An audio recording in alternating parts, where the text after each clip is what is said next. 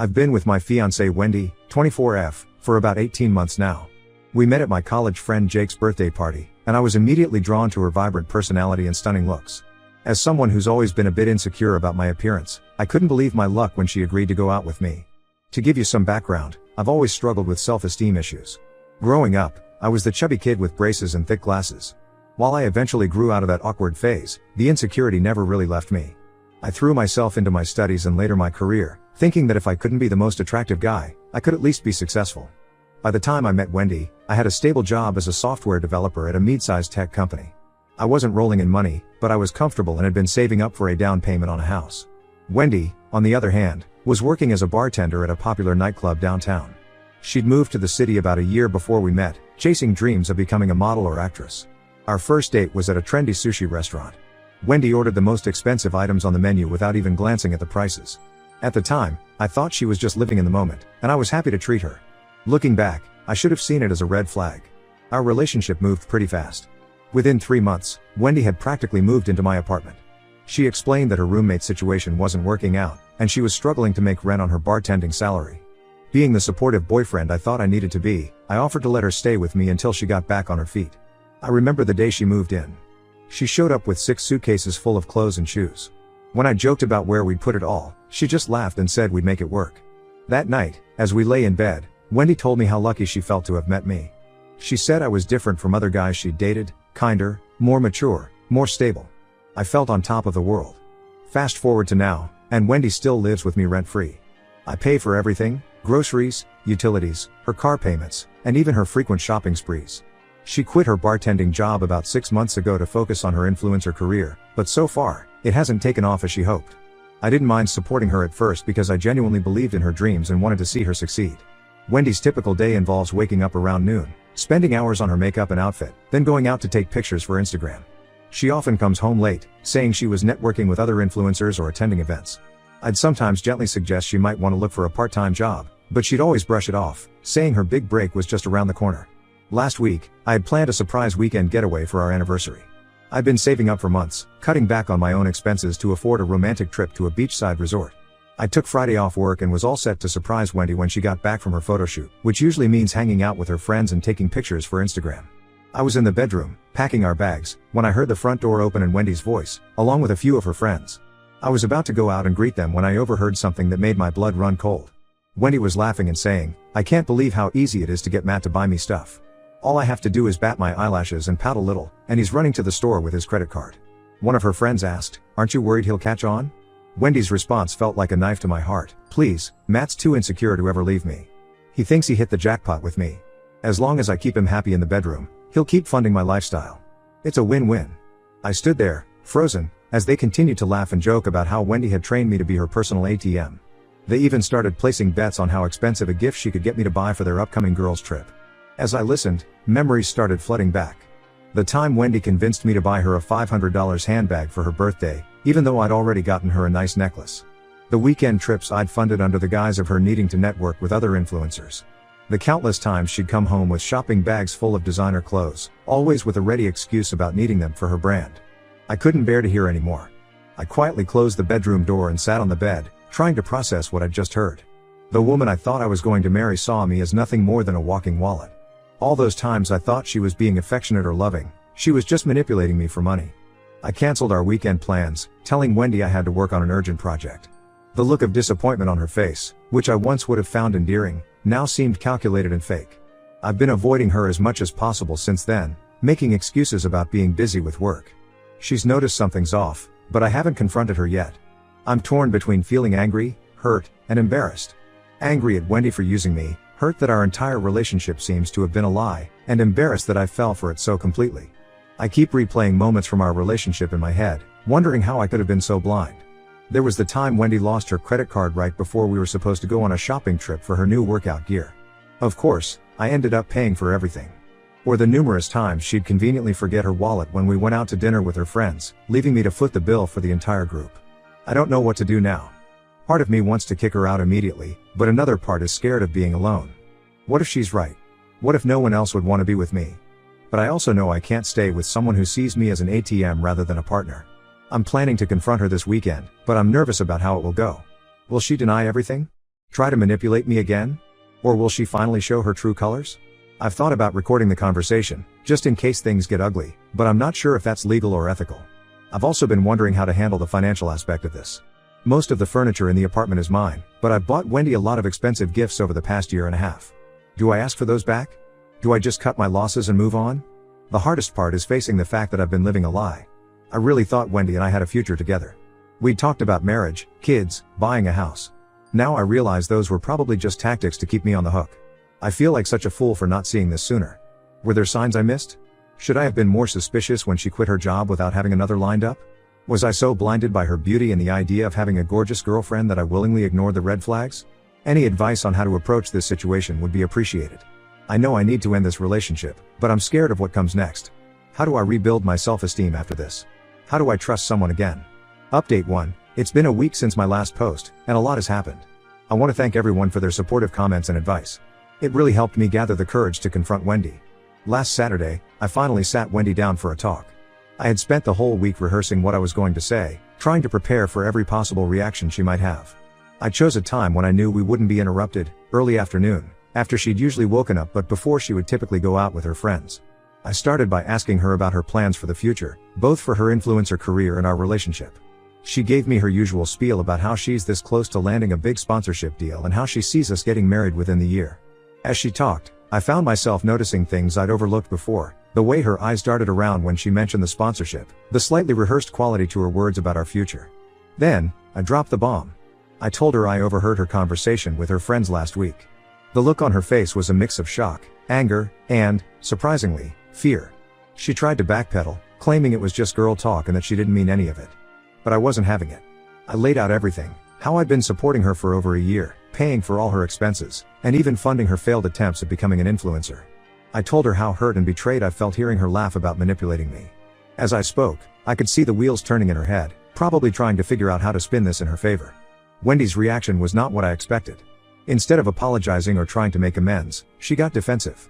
She started listing all the things she'd sacrificed for our relationship, like giving up her bartending job, which I later found out she was fired from for showing up late too many times, and how she could have been with hotter guys but chose to be with me. That last comment really stung, but it also made me realize how right everyone in the comments had been. Wendy had been using my insecurities to control me all along. In that moment, something in me snapped. I told her she had 48 hours to pack her things and leave my apartment. Wendy's demeanor changed instantly. She started crying and begging, saying she loved me and that she'd get a job right away. When that didn't work, she threatened to tell all our friends that I'd been abusive, which is absolutely not true. I stayed calm and told her if she didn't leave peacefully, I'd have no choice but to involve the police. The next 2 days were tense. Wendy alternated between trying to seduce me, guilt-trip me, and threaten me. She brought up every insecurity I'd ever shared with her, trying to make me doubt myself.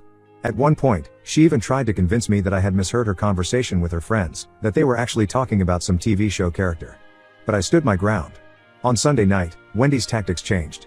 She started packing her things, but she was taking an excruciatingly long time, stopping every few minutes to reminisce about some memory or another. I realized she was trying to draw out the process, probably hoping I'd change my mind if she stayed long enough.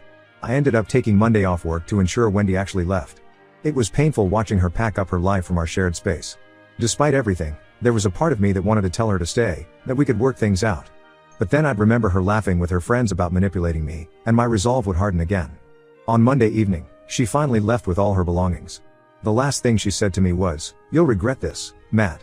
You'll never find anyone better than me." Even in that final moment, she couldn't help but take a jab at my self-esteem. I thought I'd feel relieved once she was gone, but honestly, I just feel empty. The apartment seems so quiet now. I keep expecting to hear her voice or see her lounging on the couch. But then I remember how she really saw me, and I know I made the right decision. I've blocked Wendy on all social media and my phone. I'm dreading having to explain the situation to our mutual friends, but I know it's necessary. I'm worried about what Wendy might tell them, given her threat to accuse me of abuse.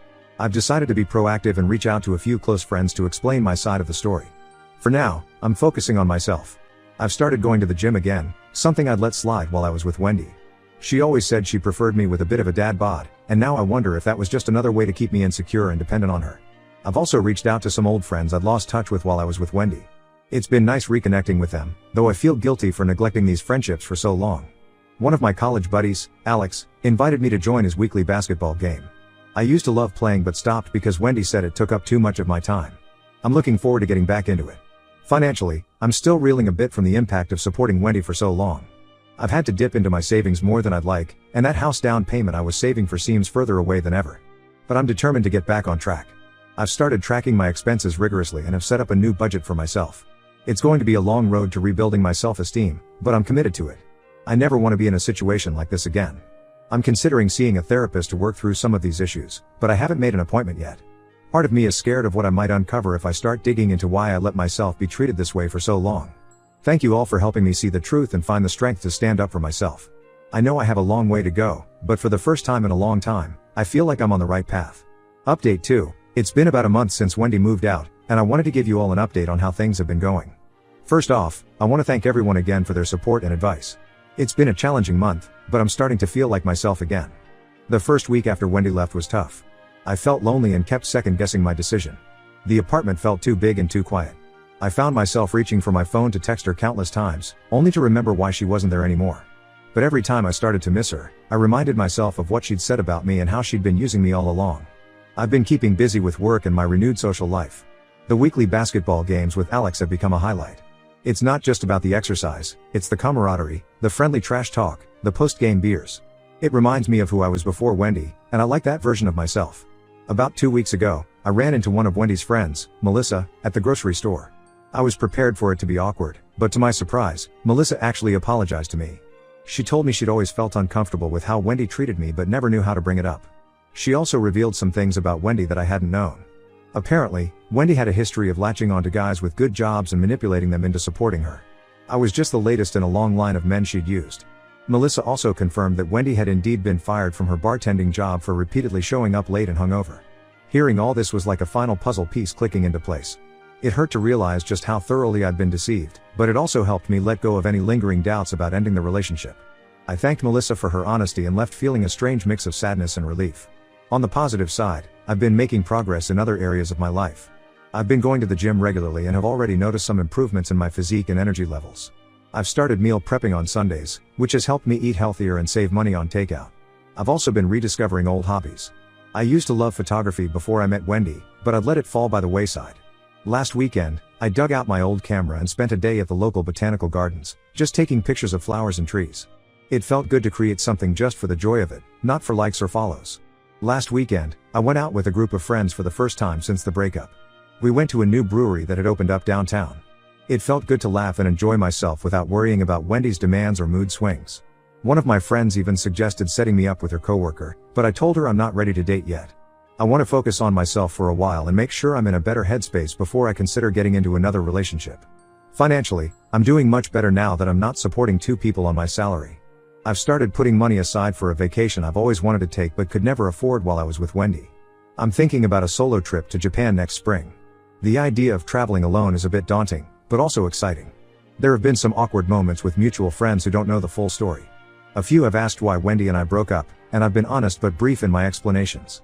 Most have been understanding, though a couple of Wendy's closer friends have been cold towards me. I try not to let it bother me, they don't know the whole story, and I don't owe them an explanation. I did end up seeing a therapist, Dr. Jansen, and it's been helpful. We've had 3 sessions so far, and while it's early days, I feel like I'm starting to understand some of the patterns that led me to this situation. Dr. Jansen has been helping me work through my insecurities and set healthier boundaries for future relationships. Overall, I'm feeling more positive about the future. It's not always easy, and there are still moments when I feel down or lonely. But I know I made the right decision, and I'm committed to becoming a stronger, more confident version of myself. Update 3. Hey everyone, it's been about 3 months since my last update, and I wanted to share some recent developments. Life has been pretty good lately. I've settled into a new routine, and I'm feeling more like myself than I have in a long time. The gym has become a regular part of my schedule, and I've even started taking a cooking class on weekends. It's nice to have hobbies and interests that are just for me. Work has been going well too.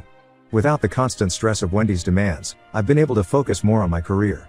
I recently got assigned to lead a big project, which is both exciting and challenging. My boss mentioned that if this project goes well, I might be in line for a promotion next year. I've been making progress in therapy too. Dr. Jansen and I have been working on building my self-esteem and recognizing my own worth. It's a slow process, but I'm starting to see improvements. I catch myself standing a little taller, speaking up more in meetings, and generally feeling more confident in my own skin. Now, for the big news, Wendy tried to contact me last week. She called from an unknown number, and I almost didn't answer. When I heard her voice, I felt a mix of emotions, anger, sadness, and surprisingly, pity. Wendy started off by saying she missed me and had made a huge mistake. She claimed she'd done a lot of soul searching and realized how badly she'd treated me. She even said she'd gotten a job as a receptionist and was learning to support herself. For a moment, I felt a twinge of the old feelings I had for her. But then I remembered all the lies and manipulation, and I knew I couldn't go back to that. I told Wendy I was glad she was doing better, but that we had no future together. I wished her well and ended the call. After hanging up, I felt relieved. I realized I no longer had any desire to be with Wendy. The hold she once had over me was gone. It was a liberating feeling. In other news, I did end up going on that vacation I mentioned in my last update. I took a solo trip to Costa Rica, something I'd always wanted to do but never had the courage, or funds, for while I was with Wendy. It was an amazing experience. I went hiking in the rainforest, learned to surf, and met some great people at the hostel where I stayed. One night, sitting on the beach watching the sunset, I had a moment of clarity. I realized that while the experience with Wendy was painful, it taught me a lot about myself and what I want in a relationship. I'm more aware of red flags now, and I've learned to value myself more. Since I've been back, I've been trying to maintain that vacation mindset of adventure and self-discovery. I've started exploring my city more, trying new restaurants and attending local events. Last weekend, I went to a photography exhibition that really inspired me to pick up my camera more often. I'm still not actively looking to date, but I'm open to the possibility if the right person comes along. For now, I'm enjoying my independence and focusing on personal growth. I've even started volunteering at a local animal shelter on Saturday mornings. It's been incredibly rewarding, and it's nice to feel like I'm making a positive difference. Financially, things are looking up too. Without Wendy's expenses, I've been able to put a significant amount into savings each month. That house down payment doesn't seem so far out of reach anymore. I've also started investing a small amount in the stock market, something I've always been interested in but never felt confident enough to try before. My relationships with friends and family have improved too. I've been making an effort to stay in touch more regularly and be more present when we're together. My sister commented the other day that I seem happier and more relaxed than she's seen me in years. Thank you all again for your support throughout this journey. Your advice and encouragement have been invaluable. I'm in a much better place now, both mentally and emotionally, and I'm excited to see what the future holds. While I wouldn't wish my experience with Wendy on anyone, I'm grateful for the lessons it taught me and the growth it's led to. Here's to continuing to move forward and build a life I'm truly happy with.